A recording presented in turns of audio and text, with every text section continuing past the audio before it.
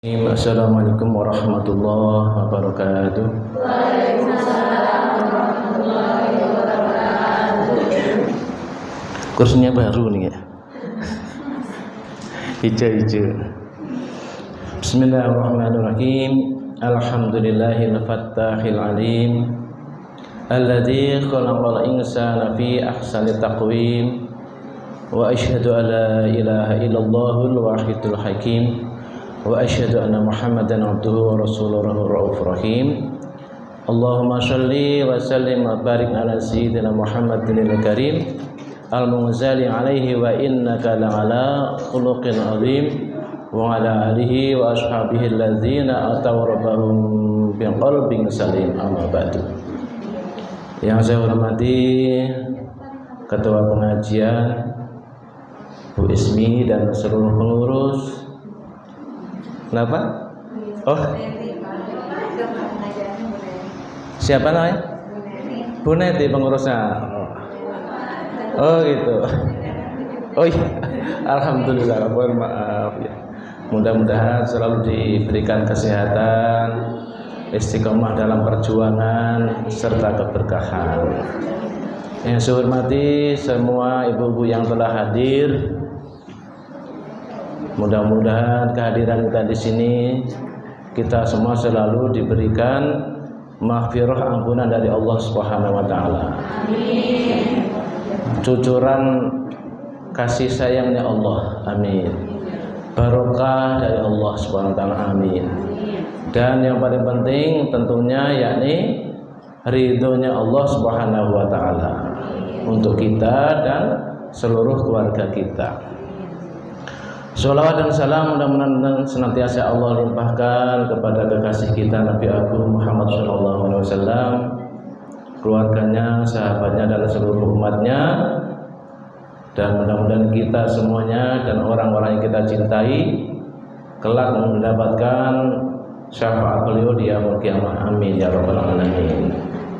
Tema hari ini adalah meluruskan niat dan mempersiapkan diri menghadapi bulan suci Ramadan. Sebelumnya saya mulai pengajian ini, kita doa di bulan Rajab dulu ya, 3 kali. Bismillahirrahmanirrahim.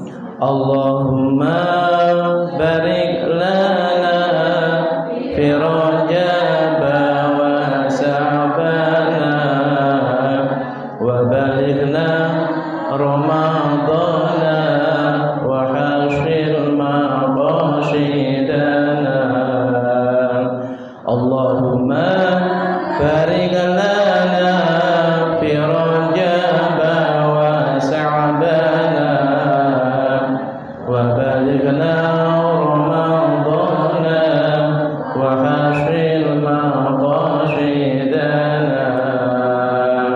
Allahumma barik lana fi Rajab wa Sa'bana wa balighna Ramadana wa hasil maqasidana. Allahumma amin. Saya mau nanya dulu nih sebenarnya, jujur-jujuran sama ibu-ibu. Mau datang bulan Ramadan itu sebenarnya seneng apa susah sih? Alah yang benar. Sebenarnya susah kalau mau jujur ibu, ya kan? Alasannya apa susah?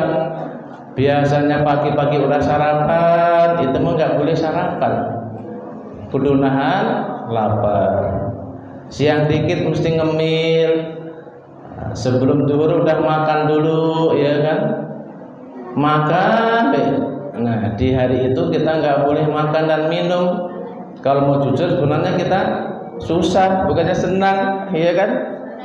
Nah, biasanya siang hari terkadang ya melakukan hal-hal yang membatalkan puasa tidak mengapa, di hari itu dilarangnya. Sebenarnya kita susah ibu-ibu, bukannya senang. Nah, supaya kita kedatangan bulan Ramadan ini kita ini merasa bahagia, Maka di sini ada beberapa hal yang saya sampaikan yang berkaitan dengan bulan Ramadan, yaitu peristiwa-peristiwa besar. Ada beberapa peristiwa besar yang dulu pernah terjadi di bulan Ramadan. Yang pertama apa bulan Ramadan itu? Yaitu nuzulul Quran. Nuzul itu turunnya Al-Quran. Turunnya Al-Quran pertama kali surat apa? Surat Al-Alaq. Yang diturunkan surat Al-Alaq yaitu Iqra bismi rabbikal ladzi khalaq. Khalaqal insana min 'alaq. Iqra wa rabbukal akram. Alladzi 'allama bil qalam. 'Allamal insana ma lam ya'lam. Terus udah itu aja. Cuma 5 ayat doang yang pertama kali diturunkan itu. Bukan satu surat utuh. Ayat 1 sampai 5 surat Al-Alaq. Surat turunnya 5 ayat tadi di mana itu, Bu? Di Gua Hiro. Gua Hiro itu adanya di Jabal apa? Jabal Nur. Jabal Nur. Nah, ibu-ibu yang pernah ke sana haji ataupun umroh pasti melihat minimal Jabal Nur itu. Di seberangnya Jabal Nur ada Jabal apa namanya? Jabal Jibril. Jadi kisahnya malaikat Jibril sebelum ke Jabal Nur itu ke gunung itu dulu. Maka disebutnya Jabal Jibril. Itu cuma seberang-seberangan dengan Jabal Nur itu. Ada yang pernah masuk Gua Hiro, ibu-ibu? Ada? Oh itu alhamdulillah. Satu orang doang. Ada lagi?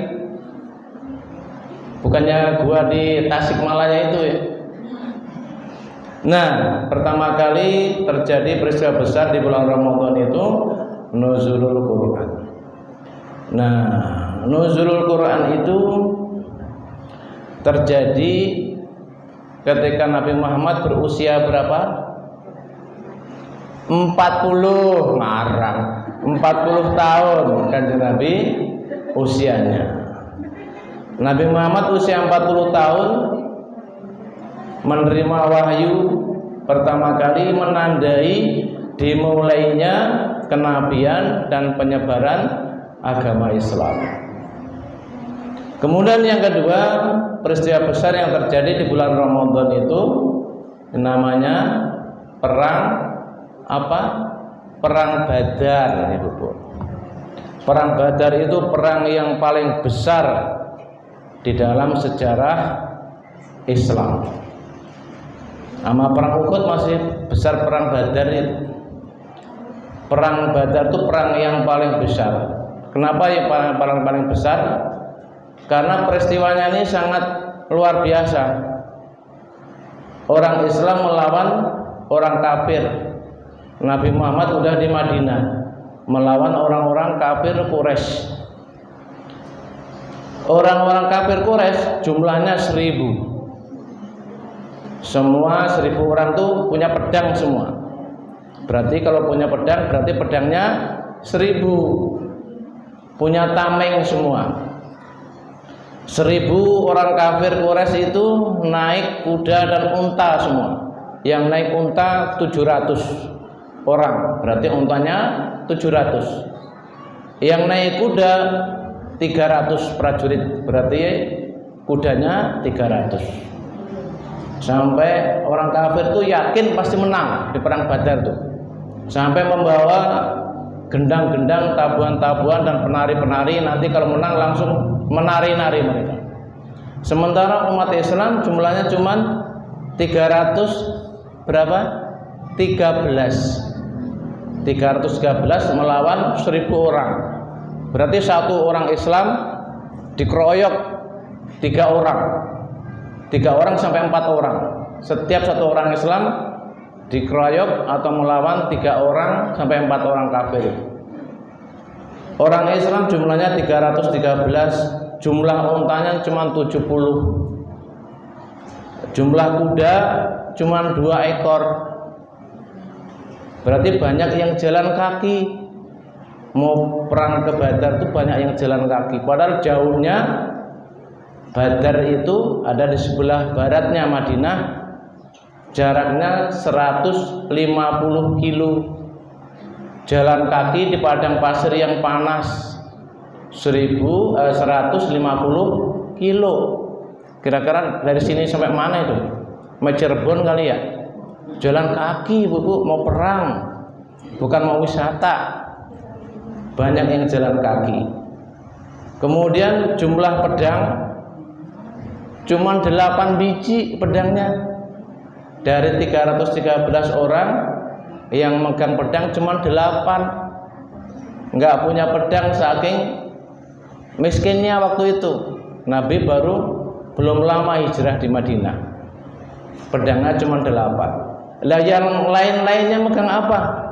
Megang kayu, megang pentungan, megang tongkat, kayak begitu. Melawan 1000 orang yang senjatanya lengkap.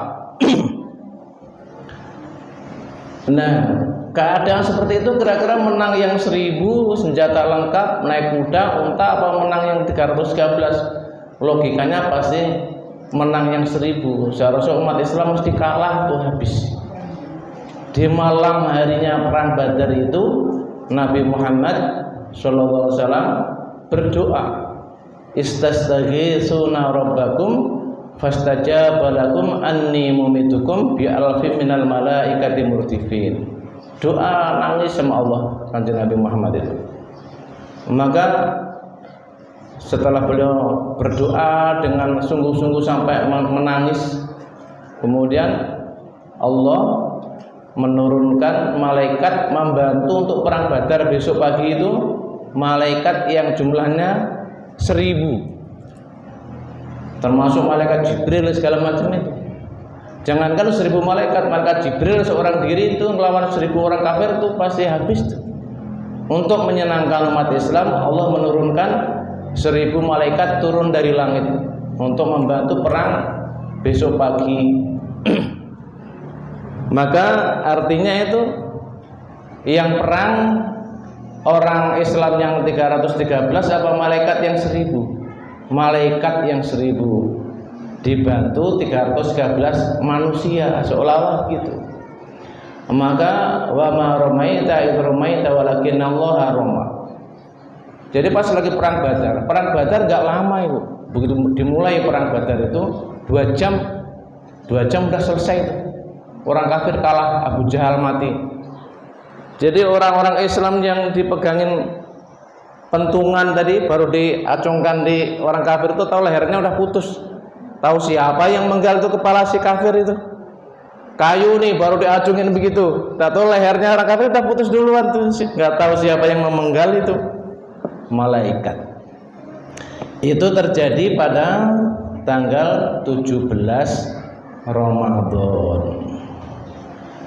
Nah, itu peristiwa besar yang terjadi pada bulan Ramadan itu. Orang Islam yang jumlahnya sedikit dengan persenjataan yang terbatas, kendaraan yang terbatas bisa mengalahkan 1000 orang kafir yang bersenjata lengkap, berkendaraan semua. Karena orang Islam dibantu 1000 malaikat. Terjadi pada 17 Ramadan. Kemudian apalagi yang terjadi di bulan Ramadan itu, yaitu Fathul Mekah, penaklukan kota Mekah. Nabi Muhammad dengan 100.000 umat Islam memasuki Mekah. Dihancurkanlah semua berhala yang di dalam Ka'bah itu. Setelah berpuluh-puluh tahun, Ka'bah itu dalamnya ada berhalanya itu. Maka dihancurkan ketika Fathul Mekah itu. Kemudian yang keempat, apa yang terjadi di bulan Ramadan itu? Lailatul Qadar. Lailatul Qadar itu khairum min alfi syahri. Lebih baik daripada 1000 bulan. Nah, 1000 bulan itu sama dengan berapa kalau tahun? 83 tahun.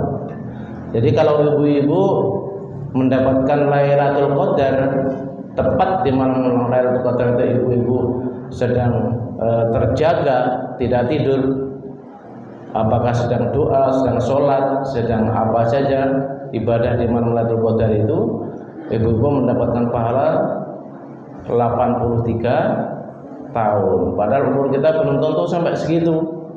Maka yang mendapatkan Lailatul Qadar itu adalah anugerah yang diberikan oleh Allah yang sangat besar kepada kita. Lailatul Qadar itu datangnya kapan? 10 hari terakhir bulan Ramadan. Maka kalau di dalam kitab manaqibnya Syekh Abdul Qadir Jailani, di dalam manaqibnya Syekh Abdul Qadir Jailani itu, Syekh Abdul Qadir Jailani itu sultan aulia. Beliau tahu yang gaib tahu. Kapan datangnya Lailatul Qadar setiap Ramadan itu beliau tahu, selalu tahu. Maka ditulis oleh beliau itu di dalam kitab beliau. Karena beliau selalu tahu setiap tahun setiap Lailatul Qadar itu, maka ditulisnya bagaimana? Syekh Abdul Qadir Jailani itu beliau nandain. Kalau bahasa Jawanya itu niteni. Niteni itu nandai. Kalau awal Ramadan ini kok harinya hari Senin, maka malam Lailatul Qadarnya jatuhnya di malam tanggal 21 Ramadan. Itu selalu Syekh Abdul Qadir Jailani selalu melihat dan menyaksikan seperti itu. Maka sampai berani nulis di kitabnya. Kalau awal Ramadan itu jatuhnya di hari Senin, Selasa atau hari Jumat, maka pasti Lailatul Qadarnya jatuhnya di tanggal 27 Ramadan. Itu selalu beliau melihat dan menyaksikan seperti itu Syekh Abdul Qadir Jailani, sehingga ditulis di dalam kitabnya. Kalau awal Ramadan itu jatuh di hari Rabu atau hari Minggu, maka Lailatul Qadar itu nanti pasti datangnya di tanggal 29, dan itu selalu tepat. Apabila awal Ramadan di hari Kamis, maka nanti Lailatul Qadarnya itu datangnya pasti di malam 25 Ramadan. Dan itu selalu beliau nandai. Kalau awal Ramadan itu hari pertamanya kok hari Sabtu, maka Lailatul Qadarnya itu datangnya pasti di malam 29. Beliau selalu menyaksikan seperti itu. Kalau awal Ramadan ini hari pertamanya kok harinya hari apa tadi? Hari Senin, yaitu tanggal 21. Jadi genaplah hari ganjil. Hari ganjil kan 21, 23, 25, 27, 29. Cuman ada 5 hari. Nah itu Sultan Aulia Syekh Abdul Qadir Jailani menulis di dalam kitab manaqibnya. Manaqib itu riwayat kehidupan beliau. Itu selalu seperti itu.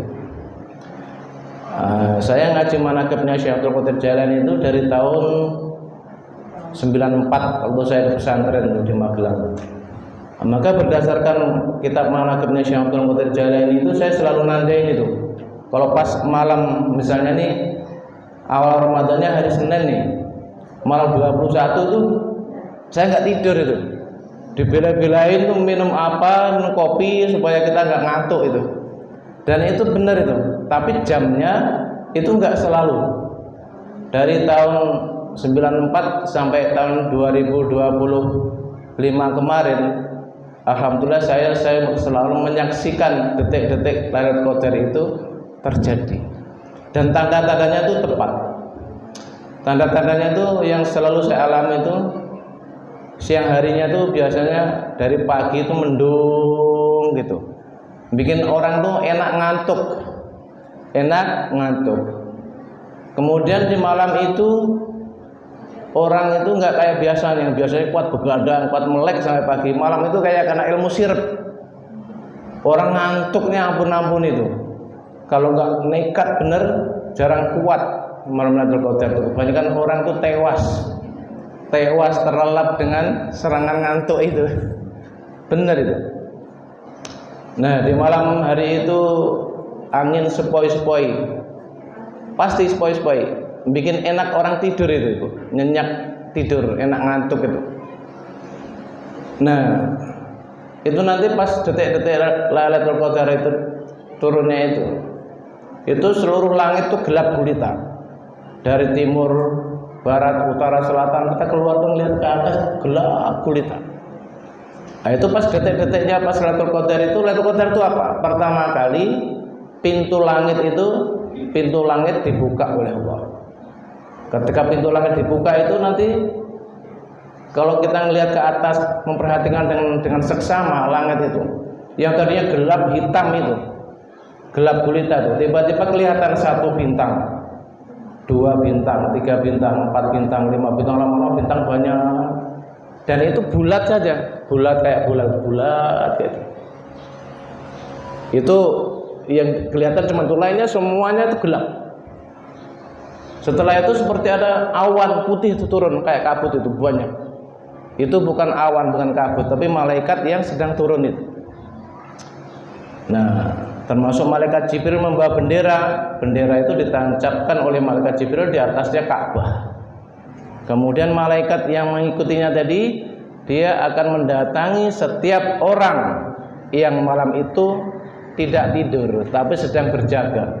Apakah sedang sholat, apakah sedang ngaji Quran, apakah sedang berdoa, apakah sedang berzikir, itu didatangi oleh malaikat tadi, dipegang tangannya, disalami oleh malaikat tadi. Itulah orang yang mendapatkan barokahnya Lailatul Qadar. Kemudian pagi harinya matahari tidak terlalu terik, tidak terlalu panas. Kayak begini nih, sejuk, tidak hujan tapi tidak terlalu menyengat sampai sore itu. Nah, tanda-tandanya orang yang dapat Lailatul Qadar setelah Ramadan setahun ke depan, dia orang itu akan lebih baik dari tahun sebelumnya. Lebih istiqomah, ibadahnya, kebaikannya lebih baik. Itu orang yang mendapat Lailatul Qadar, tanda-tandanya seperti itu. Kok tahun ini dia lempeng, ibadahnya bagus, kemudian setelah Ramadan malah nggak sholat, nah itu bukan mendapat Lailatul Qadar itu tandanya. Setelah Ramadan malah kurang ajar nih, malah berantakan ibadahnya, oh pasti bukan orang yang mendapat Lailatul Qadar itu. Tandanya orang yang mendapat Lailatul Qadar itu setelah Ramadan setahun ke depan lebih baik. Maka setiap tahun mendapat Lailatul Qadar, setiap tahun tambah baik, tambah baik, tambah baik, tambah baik, sampai ujung perjalanan hidupnya husnul khotimah.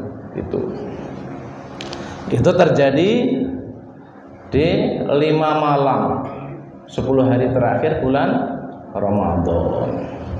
Jadi kalau tahu, saya biasanya kalau tahu, oh ini hari pertamanya Ramadan tahun ini, hari ini misalnya, oh nanti pasti tanggal sekian gitu. Ya, hari-hari yang lain itu ya kita ibadahnya biasa saja, bukannya tidur, bukan ibadah biasa-biasa saja. Nah, di malam hari itu, tepat di malam Lailatul Qadar itulah kita ekstra itu ibadahnya. Terjaga betul supaya tidak tidur tuh. Nah, supaya mendapat barokahnya malam itu, Lailatul Qadar itu. Nah, kemudian apalagi yang terjadi di bulan Ramadan itu, yaitu diisyaratkan perintah adzan. Mau sholat malam itu kan adzan ya, Allahu Akbar, Allahu Akbar. Adzan itu diisyaratkan perintah adzan itu di bulan Ramadan terjadinya.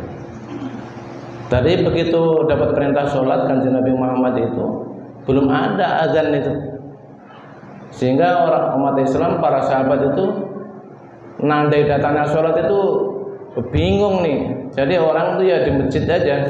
Oh ini udah waktu sholat zuhur misalnya, ya udah nggak ada adzan, nggak ada qomat, atau sholat saja.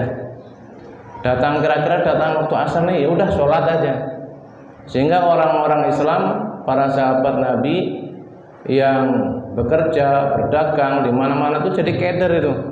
Ini udah masuk sholat atau belum ini? Enggak ada tanda apa-apa itu. Sehingga para sahabat itu pada usul kepada Rasulullah itu. Ya Rasulullah, untuk nandain waktu sholat ini kita tandain dah. Ada yang usul pakai trompet itu waktu sholat. Ada yang usul pakai lonceng gitu. Ada yang usul nyalain api itu di gunung gitu. Oh, ini udah waktunya sholat ini. Jadi orang yang beraktivitas di mana-mana tahu. Akhirnya ada sahabat Nabi yang namanya Abdullah bin Yazid. Abdullah bin Yazid ini bermimpi. Mimpi ketemu orang pakai jubah hijau bawa lonceng. Sama Abdullah bin Yazid ini dalam mimpinya loncengnya orang yang berjubah hijau itu mau dibeli.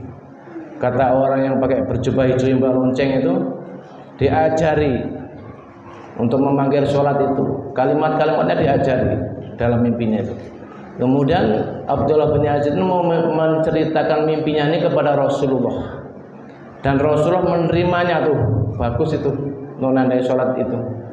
Maka Rasulullah nyuruh Abdullah bin Yazid mengajari apa yang dalam mimpinya itu, yaitu kalimat adzan itu, supaya diajarkan kepada Bilal bin Rabah, kan suaranya bagus Bilal itu.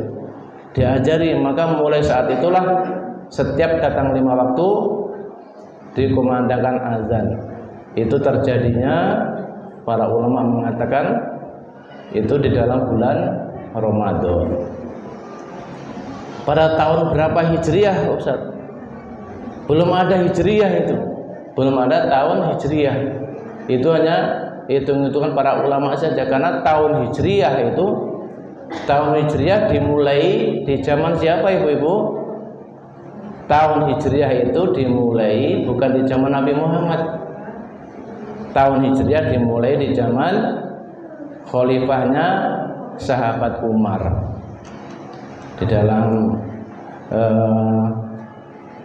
umat Islam dipimpin oleh khalifah sahabat Umar, dimulai penanggalan tahun Hijriah itu. Nah, hitung-hitungannya yaitu terjadinya di bulan Ramadan saja. Kemudian banyak peristiwa besar yang terjadi di bulan Ramadan itu, di antaranya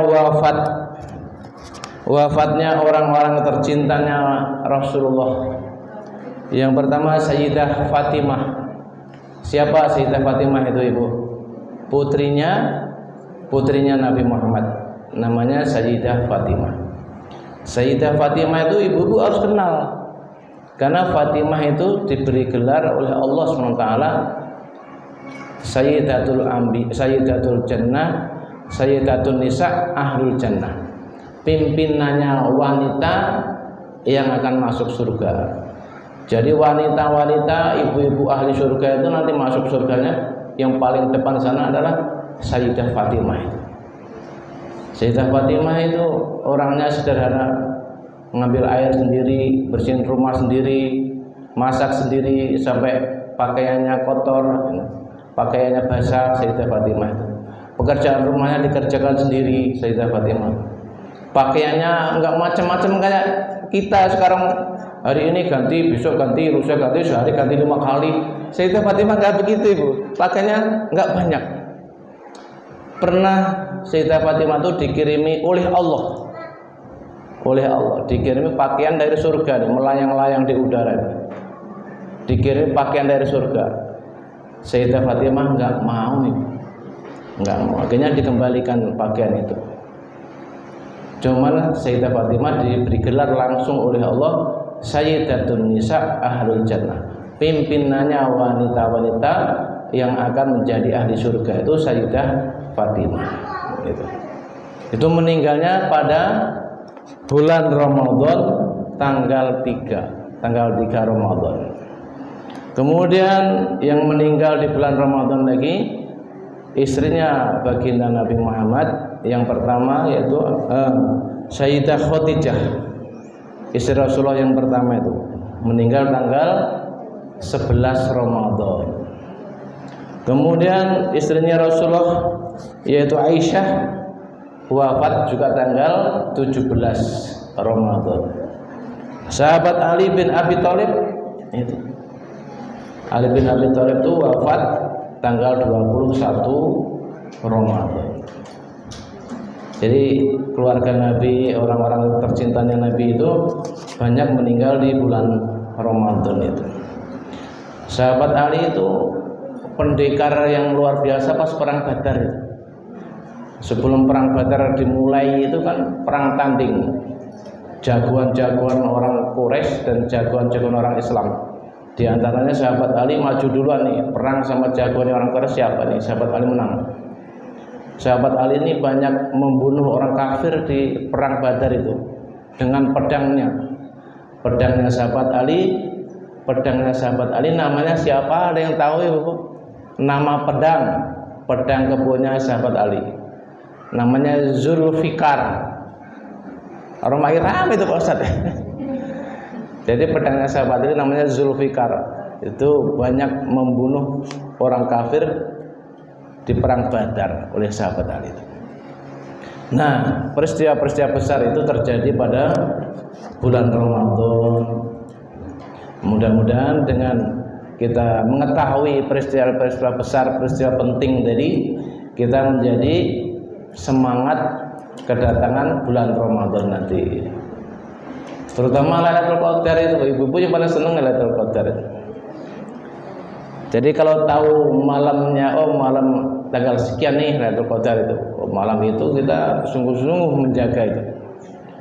Kayak ibaratnya ini Pak Presiden mau lewat Curug nih, dari kemana mau lewat Curug dah. Nah, kita akan nunggu di pinggir jalan sana, depan sana. Kira-kira lewatnya jalanan Curug jam berapa ya Pak Presiden? Jamnya nggak tahu dah.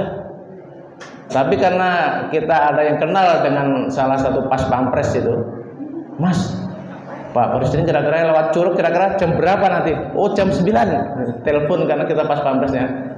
Jam 9 nih Mbak. Jam 9 kita udah nunggu di depan sana. Ada yang dari subuh nunggu di depan sana. Ada yang dari malam karena kita tahu lewatnya jam 9, ya kita jam 9 aja kita nunggu di depan sana.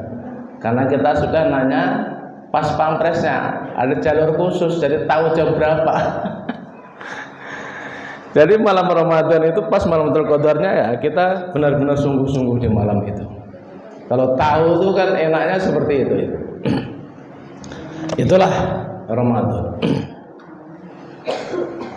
Demikian ibu-ibu sekalian, meluruskan hati. Hati kita ini ketika menghadapi perintah Allah itu mau nggak mau harus menerima. Karena perintah Allah itu tidak semuanya masuk akal. Tidak semua perintah Allah itu enak dijalani. Contohnya ya puasa itu nggak enak dijalani, tapi itu perintah Allah. Kalau perintah Allah yang enak itu misalnya baca subhanallah 33 kali, alhamdulillah 33 kali, Allahu Akbar 34 kali setelah habis sholat. Keuntungannya dosa-dosanya diampuni walaupun dosanya sebanyak buih di lautan. Nah, itu dikir itu amalan itu enak itu. Enak itu. Dan masuk akal itu. Tapi ada perintah Allah yang enggak enak. Contohnya harus berlapar-lapar sepanjang hari itu. Jadi perintah Allah ini ada yang enak, ada yang enggak enak. Ada yang masuk akal dan tidak masuk akal. Contohnya Allah merintahkan Nabi Ibrahim untuk menyembelih putra kesayangannya, kan nggak masuk akal. Tapi karena ini perintah Allah, pastilah di balik perintah Allah itu ada pertolongan. Di balik perintah Allah pasti ada pertolongan.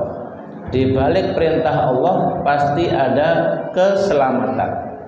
Di balik perintah Allah pasti ada kebahagiaan. Di balik perintah Allah pasti ada ampunan. Pasti ada kejayaan, pasti ada kesuksesan. Itu di balik perintah Allah. Emang yang menghalangi orang ini berat melaksanakan perintah Allah itu apa? Namanya nafsu, Ibu. Nafsu itu juga makhluk ciptaan Allah itu. Kerjaannya membangkang Allah, nafsu itu. Di dalam kitab Daqaiqul Akhbar diceritakan awal mula Allah menciptakan yang namanya nafsu itu. Nafsu diciptakan oleh Allah, udah jadi. Setelah jadi, nafsu itu ditanya oleh Allah, "Wahai nafsu, kamu itu siapa? Lalu aku siapa?" Kata Allah. Jawabnya nafsu itu kurang ajar, Ibu. Nafsu jawab apa? Kamu, aku. Coba sama Rabbnya, sama Allah yang menciptakannya, jawabnya begitu. "Hei nafsu, kamu itu siapa? Aku siapa?" Nafsu jawabnya, kamu, aku. Kalau setelah bertanya, lu, gua, kayak gitu. Kasar banget itu nafsu kayak begitu. Akhirnya nafsu ditaruh di neraka selama 1000 tahun. 1000 tahun di neraka itu. Setelah 1000 tahun di neraka dibakar, nafsu ditanyai lagi sama Allah, "Wahai nafsu, engkau sudah sadar belum siapa kamu, siapa aku?" Apa jawabnya nafsu? Masih sama, kamu, aku.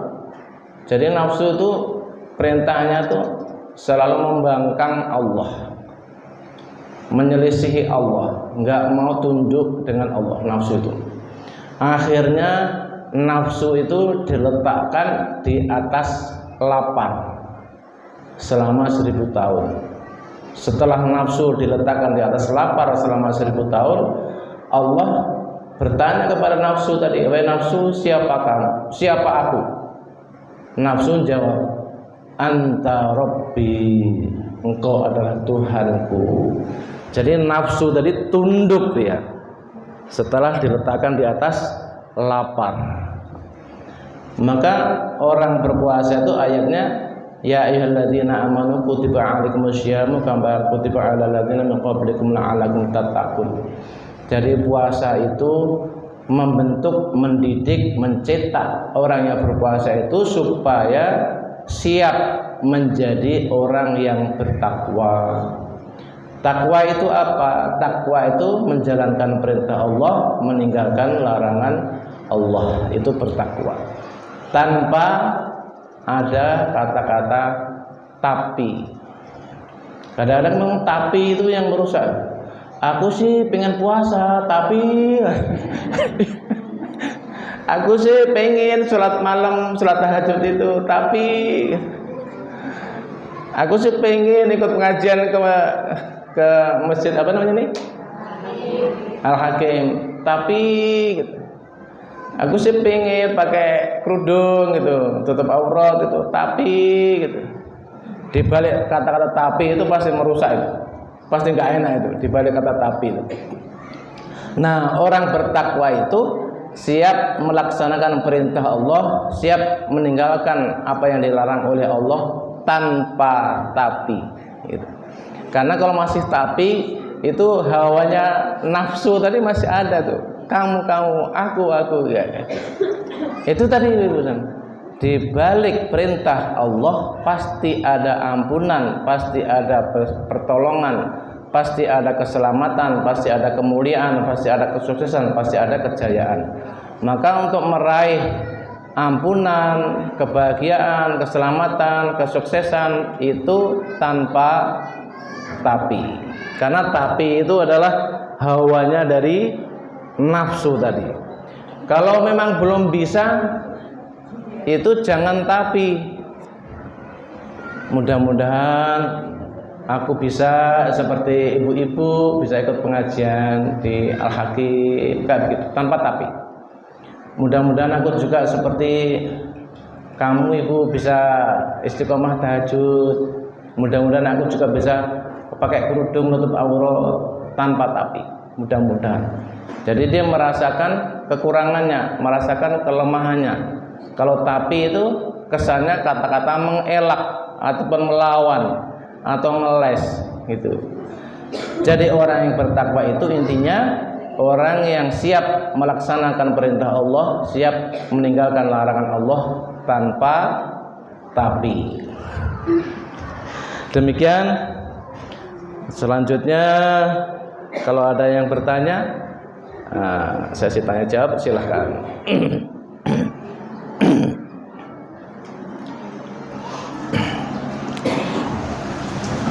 Silahkan tuh.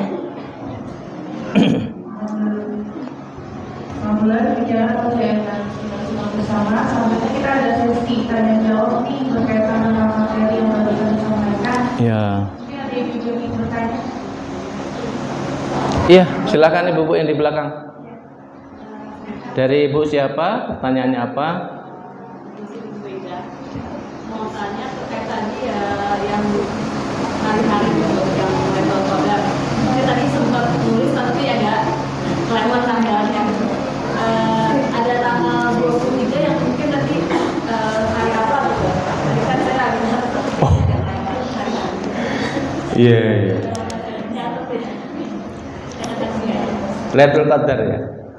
Dari Ibu Zubaidah ya. Oh. Ada lagunya itu Zubaidah katanya. Ya. Hari Senin tanggal 21.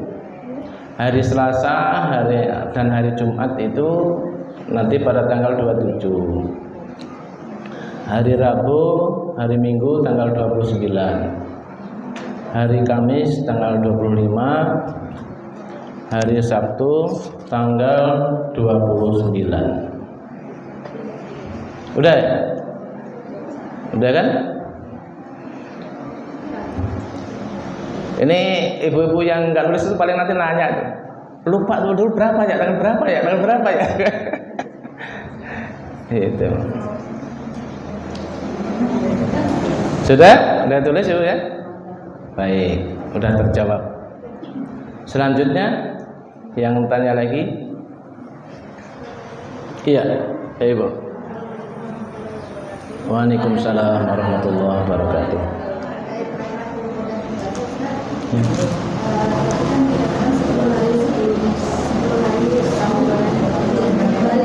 Terakhir.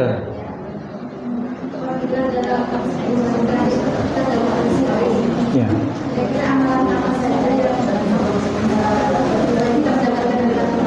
Iya. Ini pertanyaan sangat mewakili semua ibu-ibu nih. Kalau nenek-nenek udah enggak ada. Kalau pas 10 hari terakhir atau pas malam Lailatul Qadar itu dalam keadaan kedatangan tamu. Berarti kan enggak puasa itu ya. Kalau nenek-nenek masih puasa, nenek-nenek kan udah khatam itu udah tamat.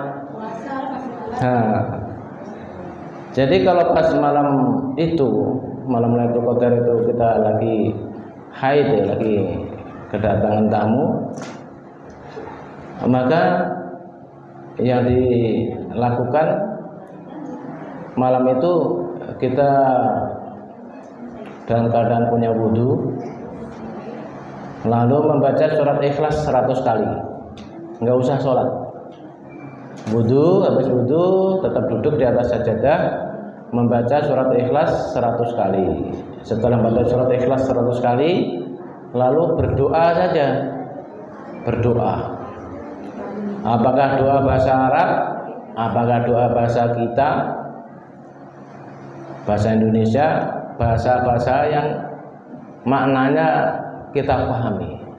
Misalnya minta diampuni diri kita, ayah ibu kita.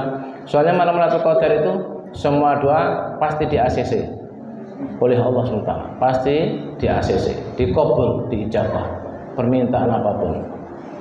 Minta ampunan untuk diri kita supaya diampuni ayah ibu kita, diampuni kakek nenek kita, leluhur-leluhur kita. Minta diampuni suami kita, anak-anak, mantu, cucu, keturunan, saudara-saudara, guru-guru, teman-teman seperjuangan. Minta apa aja, doa dengan bahasa Indonesia. Doanya lama. Ibu-ibu sekalian, salah satu tanda lagi kalau malam itu benar-benar malam Lailatul Qadar itu orang yang berdoa ataupun ibadah di malam itu pasti hampir 99,9% pas lagi sedang beribadah atau berdoa itu tanpa disadari, tanpa disengaja itu pasti keluar air mata, pasti menetes air mata. Itu tidak disengaja itu. Karena salah satu doa diijabah, dikabul, diterima, di-ACC oleh Allah itu ketika sedang berdoa keluar air mata. Itu tanda-tanda doa itu dikabul oleh Allah.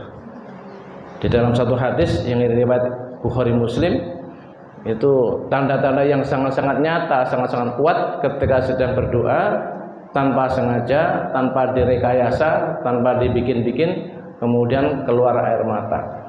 Dan orang yang berdoa, beribadah di Lailatul Qadar itu keluar air mata, malam itulah Lailatul Qadar itu. Saya udah lebih dari 25 Ramadan ketika doa, lagi sholat saja, lagi Allahu Akbar takbiratul ihram itu sudah keluar air mata sampai selesai sholat, sampai sorban saya ini basah dengan air mata itu, selalu begitu. Berarti malam itulah benar Lailatul Qadar itu. Malam-malam sebelumnya mau doa sampai ngapa juga nggak bisa keluar air mata itu. Karena memang malam itu luar biasa, ada kejadian di alam gaib, malaikat-malaikat turun itu kan alam gaib. Malaikat Jibril turun, malaikat-malaikat turun, mendatangi, menyalami, memegang tangan-tangannya orang yang sedang beribadah. Itu kan kejadian yang luar biasa, yang tidak terjadi di setahun penuh di malam-malam sebelumnya. Maka kok mengalirkan air mata? Betul, malam itulah Lailatul Qadar. Itu terjawab Ibu ya. Selanjutnya ada lagi?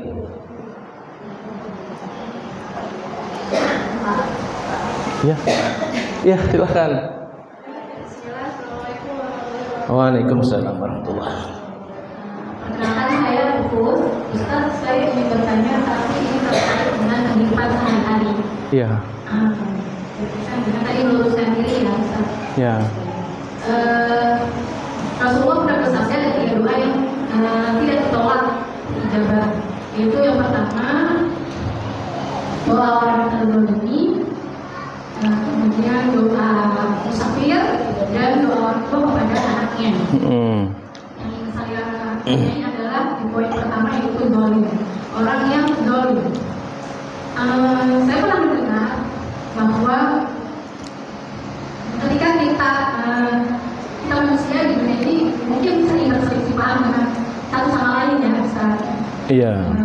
Ketika ada orang yang zalim, kemudian kita tidak bisa kontrol emosi, dipenuhi oleh amarah, lalu kita berbicara sesuatu yang tidak baik, mendoakan orang tersebut yang baik. Saya pernah dengar bahwa ketika kita berdoa tidak baik kepada orang yang zalim kepada kita, maka kita akan mendapatkan dosa atas doa tersebut, doa keburukan tersebut. Yang ingin saya tanyakan, apakah benar seperti itu Ustaz? Apa kita mendapatkan dosa atas doa tersebut, padahal Allah menyuruh kita untuk maafkan orang yang zalim dan berbuat baiklah kepada mereka. Saya Ustaz yang ingin saya tanya. Terlebihnya mohon maaf. Assalamualaikum warahmatullahi wabarakatuh. Waalaikumsalam. Saya juga mau nangis nih kayaknya. Didolimi, kemudian mendoakan jelek. Ini Bu sekalian. Baginda Rasulullah itu pernah mengirim surat kepada Raja Kisra. Surat untuk Raja Kisra itu supaya masuk Islam dengan rakyatnya itu. Itu disampaikan melalui surat Rasulullah yang dikirim oleh sahabat. Kemudian sahabatnya Nabi itu sampai ke kerajaan Kisra, menyerahkan kertas surat Nabi Muhammad itu. Suratnya Nabi Muhammad itu sama Raja Kisra itu disobek-sobek di depan sahabat, sobek-sobek. Kemudian sahabat itu kembali ke Madinah menyampaikan keadaan itu kepada Nabi Muhammad, bahwa suratnya Rasulullah disobek-sobek itu. Kemudian baginda Nabi Muhammad itu langsung beliau ngomong gini, suratku disobek-sobek sama Raja Kisra, mudah-mudahan kerajaan Kisra nanti juga disobek-sobek oleh Allah. Nabi Muhammad yang doain kayak gitu. Dan akhirnya betul kerajaan Kisra itu hancur lebur, kalau nggak salah di zaman Khalifah Umar. Kalah perang dengan umat Islam itu, sehingga kerajaannya itu hancur lebur tuh, persis seperti doanya Nabi tadi. Raja Kisra nyopek-nyopek surat saya, nanti kerajaanmu akan disopek-sopek oleh Allah. Jadi Nabi didolimi itu pernah Nabi mendoakan kayak begitu, gitu. Tapi ini kan Nabi Muhammad mendoakan waktu itu mendoakan jelek kepada orang kafir ya, udah keterlaluan. Kalau yang didolimi dan yang mendolimi sama-sama orang Islam mah bagusnya tidak usah terucap oleh kata-kata. Kalau namanya kesel, marah itu wajar karena kita manusia itu punya hati. Gitu. Manusia punya hati, Bu ya. Manusia punya hati, punya jantung. Kalau orang diapa-apain dia nggak reaksi apa-apa, atau kayak pohon pisang akhirnya punya jantung doang nggak punya hati. Pohon pisang kan punya jantung doang nggak punya hati.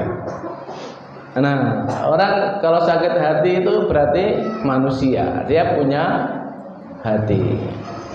Kata Imam Syafi'i itu begini, kalau orang dibikin marah, kemudian tidak bisa menahan marahnya itu, kata Imam Syafi'i, maka orang itu seperti setan. Tapi kalau orang yang dibikin marah kemudian bisa menelan marahnya itu, maka itulah orang yang beriman. Tapi orang yang dibikin marah kayak apa juga, dia nggak bisa marah sama sekali, itu seperti keledai, kata Imam Syafi'i. Dia apa-apain diem be, ngalah be, soalnya kayak keledai, manut aja gitu. Kalau kesel, kebangetan marah itu tidak usah diucapkan oleh lisan kita, oleh kata-kata. Kalau lisan kita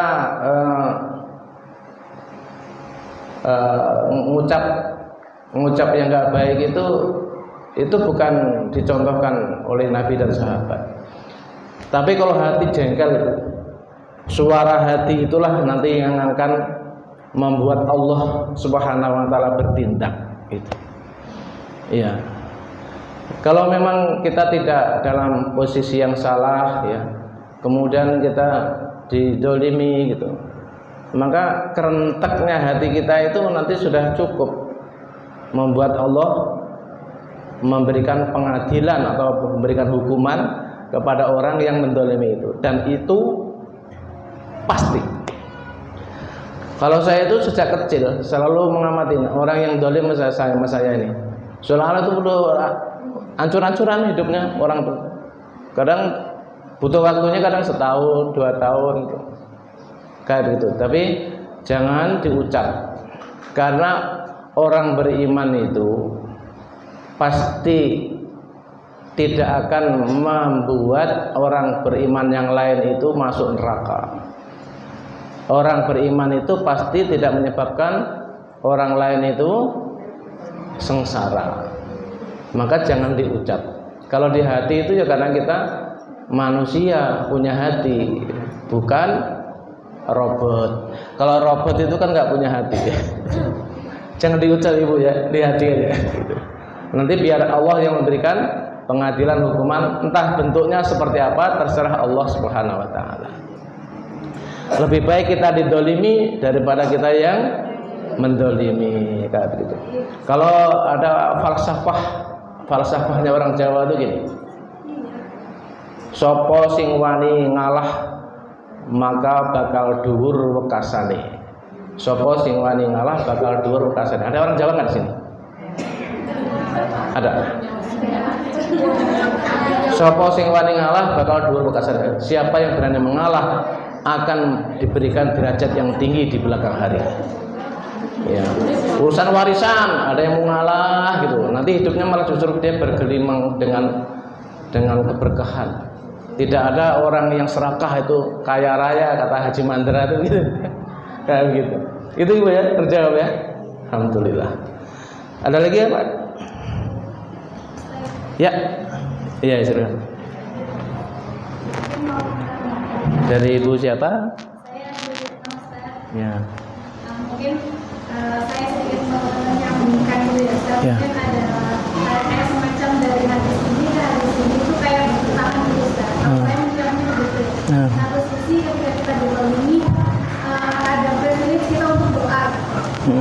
Tapi yang namanya doa lebih kesel kan, sampai ini kan balas tuh kita punya privilege untuk doa gitu ya, untuk maksudnya ya. Kita pengen yang nyakitin kita tuh ya hancur gitu. Kalau bukannya kalau orang lagi marah gitu. Sedangkan dengan maksudnya korelasinya dengan hadis ini gitu, kita doa yang tidak dia doa yang masih akan tidak dikabulkan bahwa itu suasana doa yang terbaik.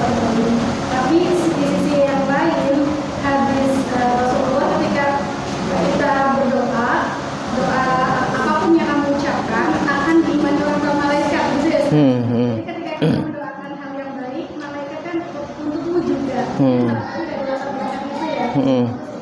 Ketika kita mendoakan yang buruk pun atau mengucapkan yang buruk pun khawatir gitu, malaikat juga untukmu juga gitu. Jadi antara hadis yang satu dengan hadis yang lain kok seakan-akan bertentangan. Maka memang kalau saya dulu itu maksudnya orang yang dolim banyaknya mungkin di hadis yang tadi itu kita lebih banyak doa untuk diri kita kali ya. Banyakin doa yang baik-baik untuk kita, mumpung kita lagi dizalimi. Jadi dibalik itu kali ya, jangan paling zalimi ke orang, tapi zalimi ke Allah. Sedikit seperti itu kali ya. Itu mungkin yang ingin saya tanyakan ke Ustaz, apakah ini gimana gitu korelasinya antara hadis yang ini dengan hadisnya pertimbangan gitu. Iya. Itu yang pertama. Yang kedua dengan Lailatul Qadar gitu Ustaz. Mengenai Lailatul Qadar, bagaimana kita menyikapinya dengan bijaksana ketika kita sepertinya dapat sih Lailatul Qadar ini gitu. Tanda-tandanya ada nih gitu. Kayaknya saya dapat nih Lailatul Qadar gitu. Tapi di kemudian hari efeknya itu sepertinya kok doa saya yang waktu itu minta saat malam itu kok dari jabar-jabar sakit, mungkin saya mendoakan sakit saudara atau siapapun kok nggak sembuh-sembuh. Saya doain biar utang saya lunas gitu.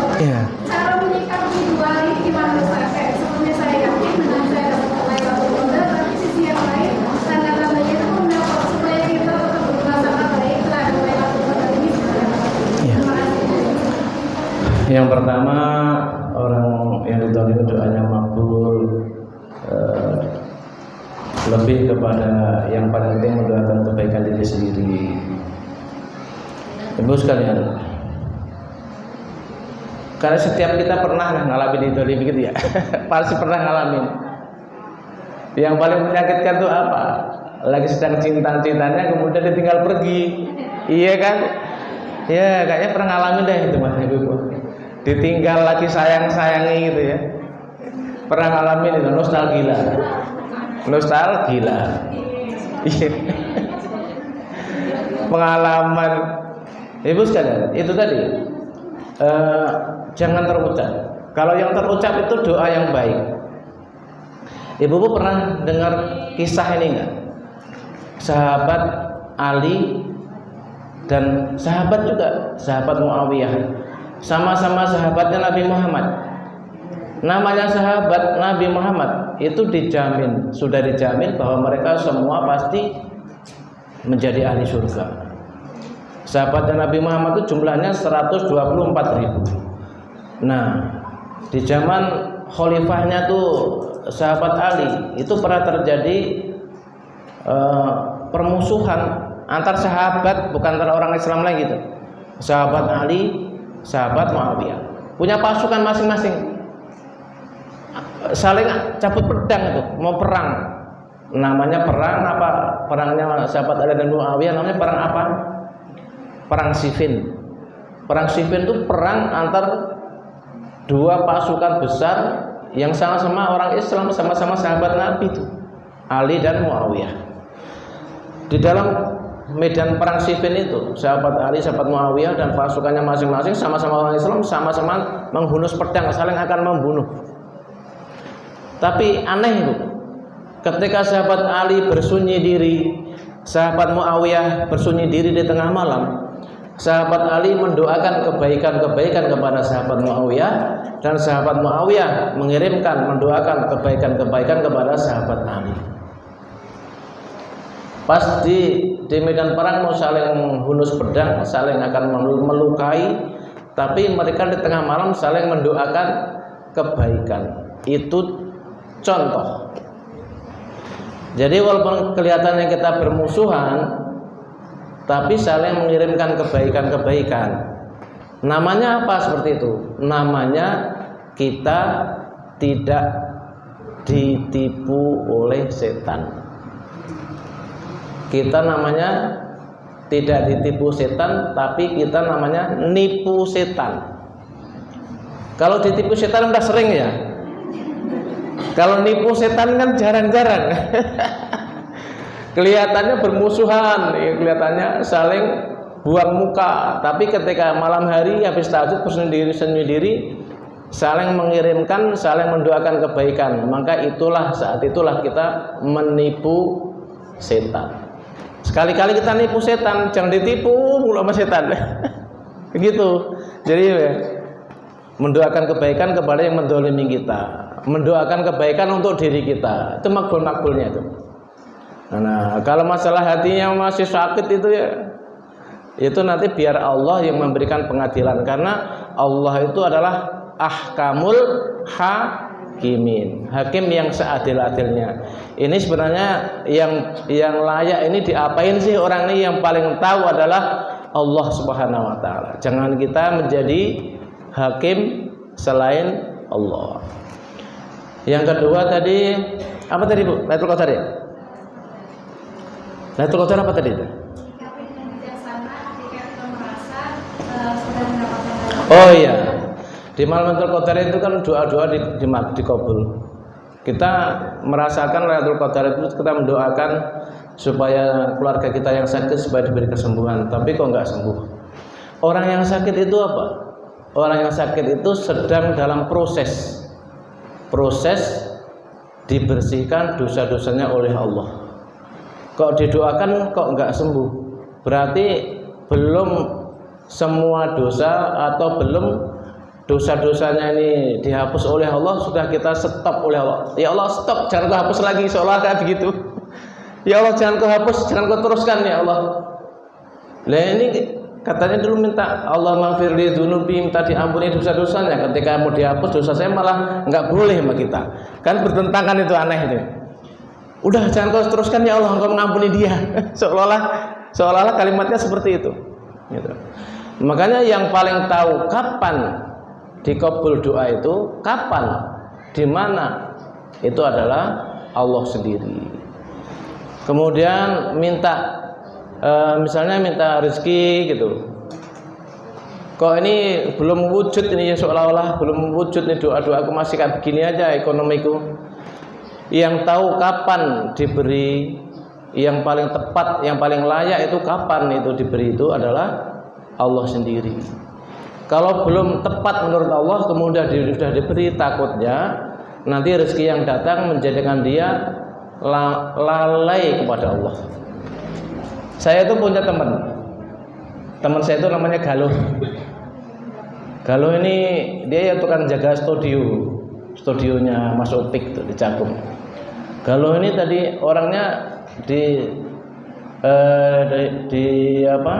didapatkan itu pas lagi ditangkap polisi, lagi dia urusan narkoba di salah satu diskotik di Jakarta Utara itu. Ini keluar masuk penjara tuh nggak hitungan itu. Si Galuh ini akhirnya suatu saat ditangkap polisi, kemudian mulutnya si Galuh itu udah dimasukin moncong pistol polisi itu, tinggal tarik platoknya itu udah masuk tuh pelurunya ke dalam mulut si Galuh itu. Udah kesel polisi, udah gede gitu. Nah akhirnya polisi ini temennya Mas Opik itu, nah, ini bahwa si Galuh itu, Mas Opik juga kenal sama si Galuh itu. Akhirnya dikasih tahu sama polisi bahwa si Galuh ini mau didorong malam ini gitu. Akhirnya ditawar sama Mas Opik ini bahwa si Galuh itu mau diopenin lah selain itu. Akhirnya diopenin dengan Mas Opik itu. Akhirnya jadi orang baik gitu. Tapi kalau si Galuh ini kalau megang duit banyak, tahu hilang aja. Kemana ya Galuh ini?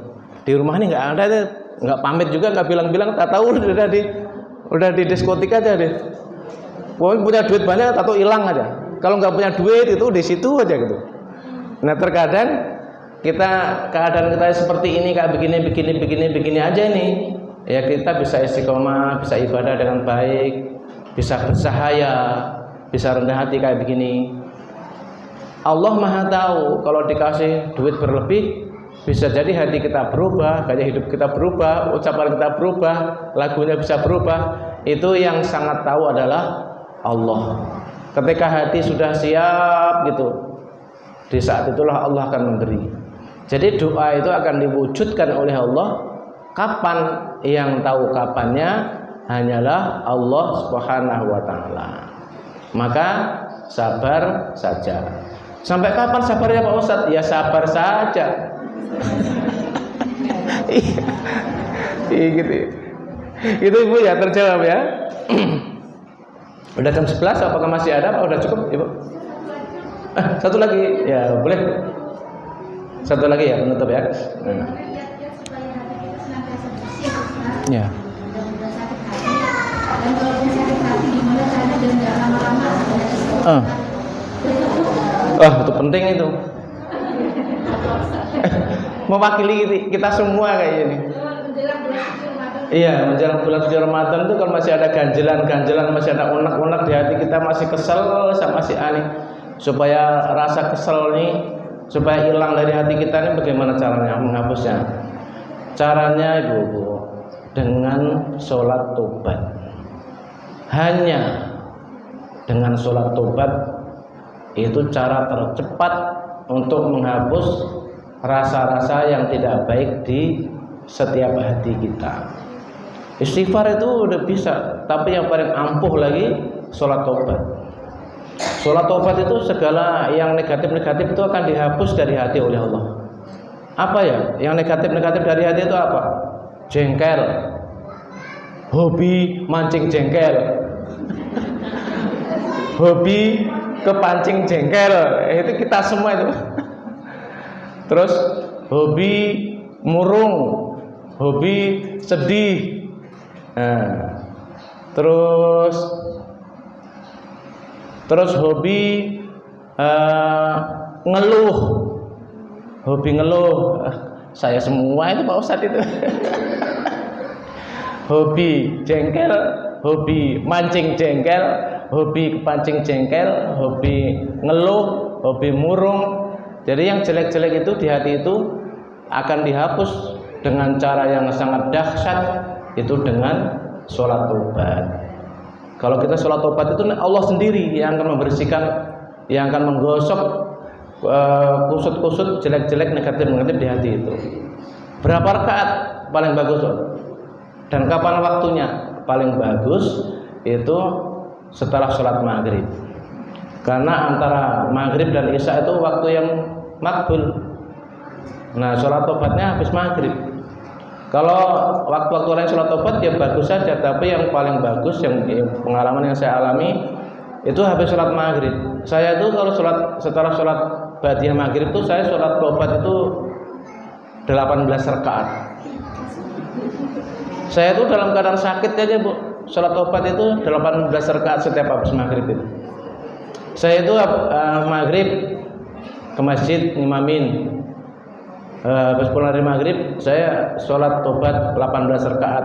Sebelumnya ba'diyah 2 rakaat, berarti 20 rakaat tuh. Habis sholat tobat 18 rakaat, ngajar ngaji. Habis itu apa itu kayak begitu. Jadi 18 rakaat habis maghrib. Apakah setiap malam Pak Ustadz? Biasanya pertanyaan itu akan terus bertanya itu. Ya kalau saya sendiri itu saya istiqomah. Setiap habis maghrib saya sholat tobat 18 rakaat. Selalu saya lagi sakit, lagi meriang, lagi sakit yang apa itu saya laksanakan. Nggak bisa berdiri, kalau lagi sakit ya sambil duduk. Pernah sakit parah itu, duduk aja nggak bisa. Saya sholat tobat sambil tidur. Itu tapi saya nggak mau ninggalin sholat tobat itu. Dan itu tuh sangat-sangat terasa efeknya tuh. jengkel hilang, hobi mancing jengkel orang hilang, hobi kepancing jengkel, murung, susah, gelisah, mengeluh itu hilang. Jadi hidup itu jadi happy, hidup itu jadi bahagia. Kita bahagia, bisa bahagia dengan diri kita sendiri. Orang bisa bahagia dengan dirinya sendiri, itulah hebat. Jadi dia bahagia tidak tergantung dengan siapa, tidak tergantung dengan adanya apa, tapi bahagia saja. Kenapa dia bahagia? Karena sifat-sifat tadi yang membuat orang nggak bahagia itu kan itu. Coba orang kesel gitu sama suaminya tuh, kan nggak bahagia itu. Jadi jawabannya adalah sholat tobat. Aku belum bisa Pak Ustaz 18 rakaat, ya seberapa aja. Kalau saya tuh pernah sholat tobat itu sehari semalam tuh 58 rakaat sholat tobat doang itu. Nah, jadi diusahakan sekali-kali, syukur tuh sering gitu.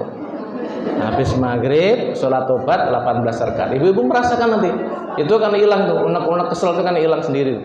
Karena yang bisa menghilangkan itu adalah Allah Subhanahu wa taala dengan amal itu. Sholat tobat itu. Gitu ya? Boleh sampai di sini. Mudah-mudahan ada ilmu yang kita bawa pulang nanti. Kita tutup dengan doa. Astaghfirullahaladzim, astaghfirullahaladzim, astaghfirullahaladzim. Allahumma sholli ala sayyidina Muhammad wa ala ali sayyidina Muhammad. Sayyidina awwalina wa akhirina wa sallim wa radhiyallahu ta'ala anhu wa rasulillahi ajma'in. Alhamdulillahi rabbil alamin. Hamdan syakirin, hamdan na'imin, hamdan dzakirin, hamdan yuwafi ni'amahu wa yukafi mazidah. Ya Rabbana, lakal hamdu kama yanbaghi li jalali wajhikal karim wa li sultanik. La ilaha illa anta subhanaka inni kuntu minadh dhalimin. Allahumma ja'alna wa awladana wa la talmitana min ibadika sholihin, min ibadikal mu'minin, min ahlil ilmi wa ahlil khair. Rabbana atina fid dunya hasanah wa fil akhirati hasanah wa qina adzabannar. Wa sallallahu ala sayyidina Muhammadin nabiyil ummi wa ala alihi wa sallim. Subhana rabbika rabbil izzati amma yasifun wa salamun alal mursalin walhamdulillahi rabbil alamin. Terima kasih atas perhatiannya. Mohon diberikan pintu maaf yang sebelum-sebelumnya bila ada kekhilafan dan kesalahannya. Wassalamualaikum warahmatullahi wabarakatuh.